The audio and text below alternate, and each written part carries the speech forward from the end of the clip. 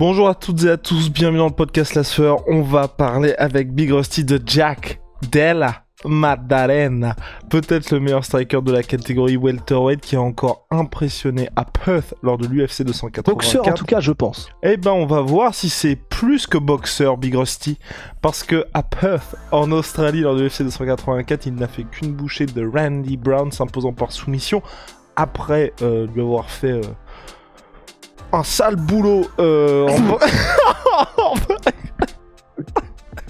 T'as pris ton temps en plus pour la sortir. Tout ça pour ça. en boxe anglaise. Retour sur l'un des gros prospects de cette catégorie. T'es un baiser, toi.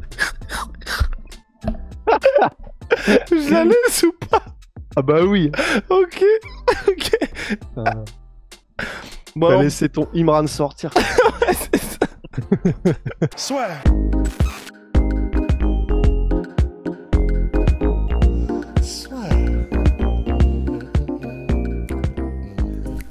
Entre dans l'octogone avec Unibet. Qui sera le vainqueur du combat? En combien de rounds? Fais tes paris sur l'app numéro 1 et profite de 100 € de bonus sur ton premier pari. Jack Della Maddalena, est-ce qu'on est déjà sur quelqu'un qui commence à être calibre champion? Parce que oui, là c'est important aussi de le dire, un peu comme ce qu'on a dit précédemment au sujet de Volkanovski. Oui, c'est quelqu'un qui a déjà eu des défaites dans sa carrière, mais c'était avant sa carrière UFC. Depuis, il est sur une impressionnante série de victoires. Et surtout, ce ne sont que des finishes. C'est pour ça qu'il y a une telle hype autour de lui. Et c'est pas parce qu'il a déjà perdu que c'est rédhibitoire. Et c'est pour ça que je parlais aussi de Volkanovski ou de même Weili Zhang. Ok, ils ont une défaite en début de carrière, mais ensuite, quand vous voyez ce qu'ils arrivent à accomplir, vous pouvez vraiment mettre ça sur le côté. C'était un tout autre combattant. Big Rusty. Ouais, et en plus, j'adore parce qu'on dit qu'il a déjà eu des défaites. Et en plus, donc il a 2 défaites en carrière. Et c'est ses 2 premiers combats. Et ce qui est ouf, ça. Ça, vraiment, c'est ouf. Mais il y en a plein, c'est comme ça. Tu parlais, non, tu parlais peut-être pas, mais de Justin Santos, enfin Chris Cyborg, c'était ça aussi. Il me semble que c'était son tout premier combat. Et il y en a plein d'autres. Je me demande si c'était pas Renan Barao aussi. Et je sais pas, mais j'adore en fait ce principe de tu commences, tu perds direct. En plus, dans son cas, 2 combats. Et j'adore ce principe de. Il y en a probablement beaucoup qui se seraient dit, ok, bon, clairement, c'est pas pour moi. Qu'est-ce que je suis en train de foutre? Et non, du coup, il continue et les mecs se mettent sur, ou les meufs se mettent sur un run légendaire. Et là, donc, c'est le cas de Jack. Il est donc maintenant effectivement sur 14 victoires d'affilée. Donc, ce sont ses 14 victoires en carrière. Et effectivement, il a une seule décision dans toute sa vie. C'était au Dana White Contender Series. Et encore, vraiment, il a dominé très clairement. Et du coup, là, sur les 4 derniers combats qu'il a à l'UFC, 4 finishes au premier round, 3 TKO et 1 soumission. Et ça commence à être quand même contre des mecs vraiment bons. Et en plus, 3 performances de la soirée à chaque fois. Donc 3 fois 50K, c'est pas mal aussi. Et c'est la manière, surtout. Parce que calibre champion, on va voir. Et c'est pour ça que ça va être très intéressant son prochain combat. Et j'aimerais beaucoup que ce soit contre déjà contre un top 15 en réalité. Et puis en plus contre un mec qui a la bonne lutte, tu vois, dans la poche arrière. Parce que là, il fait son entrée dans le top 15 de l'UFC, welterweight, 14e place. Ah bon? Il est 14e là? Ouais, 14e, ouais, sur l'update de ce mardi. Oh wow! Ah bah parfait. Et ben dans ce cas-là, parfait, un top 15. Et puis, faudra voir lequel, et on verra ça en fin de podcast. Ça me donne le temps de faire semblant. Hop, là, comme ça, je vais chercher les rankings. Il a déjà demandé Vicente Luque. Et voilà. Les rankings que tu vas voir ne sont pas updatés, je préfère préciser. De l'UFC? Ouais. Comment tu étais dans le futur? Exactement. Comment tu sais? I got my sources, dog. Damn, you good. Et ben, en tout cas, voilà. Donc, un top 15. Il a demandé Vicente Luque, en fait, Jack Della Maddalena, parce que, et c'est ce qu'on va voir aussi, c'est ce qui fait que c'est vraiment intéressant comme package, le full package, c'est que il adore. En fait, il a envie de rencontrer les meilleurs, bien évidemment, mais il assume ce côté, allez, venez, on fait les combats que les fans veulent voir, donnez-nous des bangers, en fait. D'ailleurs, je crois même qu'il utilise le terme banger quand il parle de Luque. Mais, et parce que le combat contre Luque, donc, qui est connu pour être un striker qui fait super mal aussi, et en anglaise, ce serait un combat extraordinaire.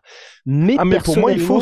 Ok, parce que pour moi, c'est ce que j'ai envie de voir, c'est soit striker d'élite de chez Elite et mec qui a fait partie à un moment donné du top 5 de la catégorie, ou alors un lutteur qui va le mettre dans le mal. Et quand je disais lutteur qui va le mettre dans le mal, moi j'aurais beaucoup aimé Sean Brady.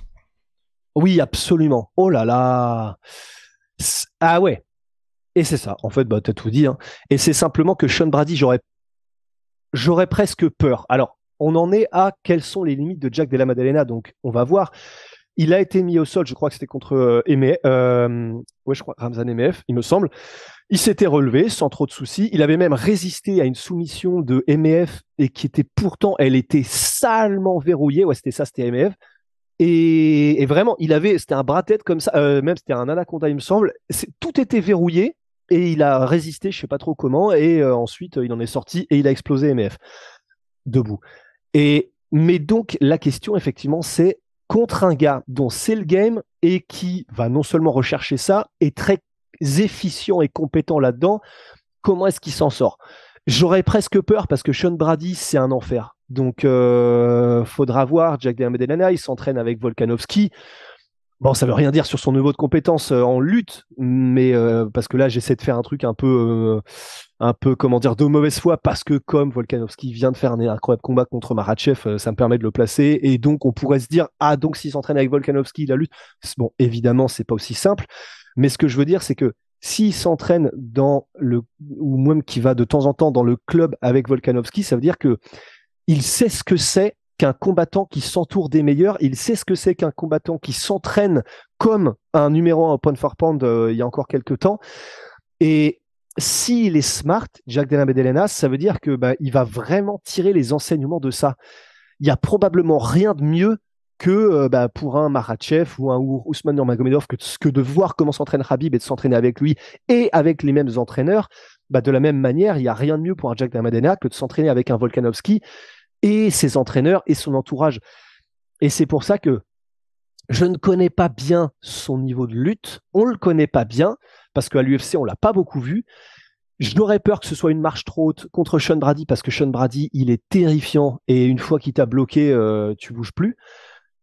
Mais contre un mec peut-être un peu moins chaud en lutte, mais qui serait quand même une bonne marche, pour moi, ce serait parfait. Et après, un Belal Muhammad a donné la manière de battre Sean Brady. Et je pense que Della Maddalena a les armes pour le battre aussi de cette manière-là. Certes. Donc c'est pour ça que moi, ça me dérange pas, tu vois. C'est juste, effectivement, si ça va au sol, il se fait rouler dessus.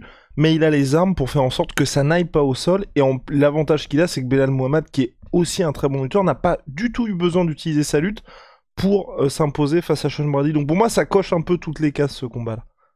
C'est vrai. Après, il y a peut-être, tu sais, comme ce qu'on dit toujours, mais quand c'est deux lutteurs qui s'affrontent, genre Ousmane Colby, en fait, aucun des deux l'utilise sa lutte parce qu'ils sont en mode, voilà, flemme, ça va coûter tellement d'énergie. Donc ça se trouve, ça a été le cas aussi pour Sean Brady. Il s'est dit, bon, allez tester la lutte contre Belal Muhammad, peut-être que ça va faire pire que mieux, et on va voir.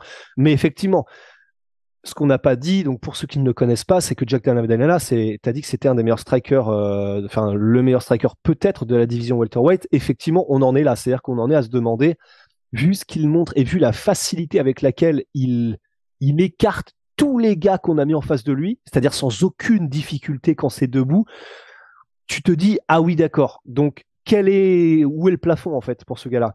Et c'est toujours pareil. On peut dire il n'a pas affronté encore des grands noms, c'est vrai, mais on peut aussi voir le verre à moitié plein, c'est-à-dire que ce qu'il a fait, comme Khamzat, comme Francis quand il montait, ce qu'il fait contre des combattants, des bons combattants, mais pas très connus, les autres ne le font pas, et donc tu sais que tu as quelqu'un de spécial.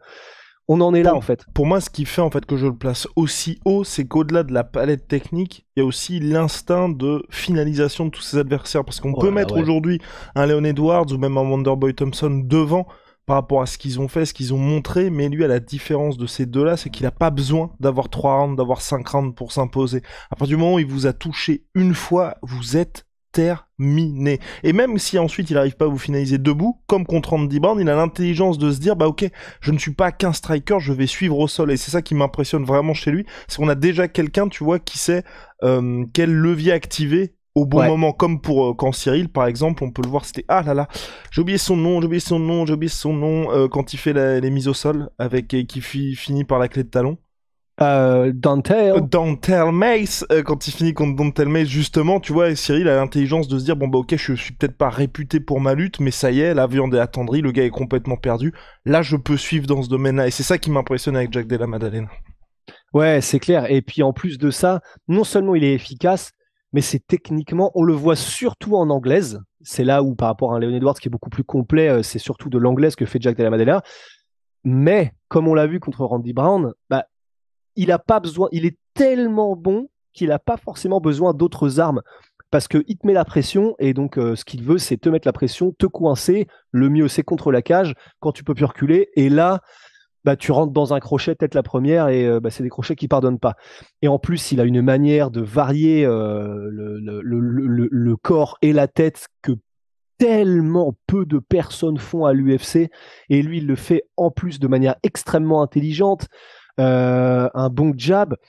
Quand il touche, il a effectivement les mains lourdes. Et en défense, moi, c'est peut-être là où il y a encore quelques ouvertures quand même. Mais bon, c'est des. Elle est bonne, elle est hermétique. En plus, il a une garde très haute. Enfin, tu sais, c'est un truc on n'a plus tellement l'habitude de le voir. Genre un truc vraiment comme ça, tu vois. Et un petit peu aussi de deep, etc. Mais il se fait quand même toucher. Contre MF, il se faisait toucher, par exemple. Mais c'est juste que il se fait toucher, mais il chope ton timing en fait. Et quand il a chopé ton timing, bah t'es mort. Enfin, mais vraiment mort dans le sens effectivement. C'est pas Ngannou, mais il a cette faculté de quand il te touche, c'est au moins un knockdown. Quand il te touche bien, c'est soit un knockdown, soit t'es choqué. Et le côté choqué, on l'a vu avec tous ses adversaires à l'UFC. Genre, il y a un truc en mode oula. Donc je sais pas ce que c'est que ce délire, mais je peux pas me faire toucher 2-3 fois avec ce que je viens de prendre dans la tronche, quoi. Et il y a MF contre lequel ça l'avait fait, et l'autre c'était Roberts, je crois que c'est Danny Roberts. Voilà, c'est ça, Danny Roberts. Donc Danny Roberts, MF, il y a des moments dans le combat où tu peux le voir en tant que spectateur. Il y a une escarmouche. Et après cette escarmouche, eh ben, tu vois que le langage corporel, il est complètement différent. Et c'est incroyable. Et là, avec Randy Brown, il n'y a pas vraiment eu le temps puisque ça a été direct un knockdown, tête la première, fesse plante et ensuite soumission. Et ça, c'est quelque chose quand même qui est très rare. Et c'est pour ça que Della Maddalena, donc, il est capable il a une bonne défense de soumission. La lutte, on va voir. Striking, c'est l'élite, on le sait déjà. Niveau personnalité, il a l'air chill. Ce sera jamais, je pense, une personnalité qui va exploser et qui va exploser les pay-per-view. Il est chill, mais normal. Il a de l'attitude un petit peu quand même. On l'a vu après son combat contre Randy Brown. Il a balancé quelques petits scuds. Je sais plus ce qu'il a dit exactement, mais voilà, il est taquin.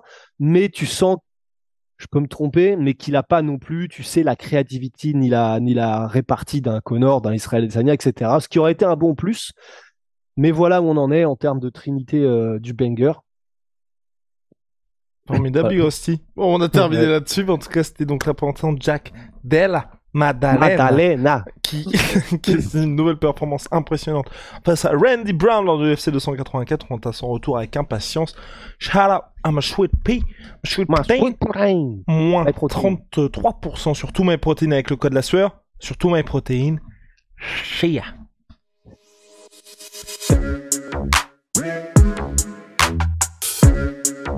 Yeah.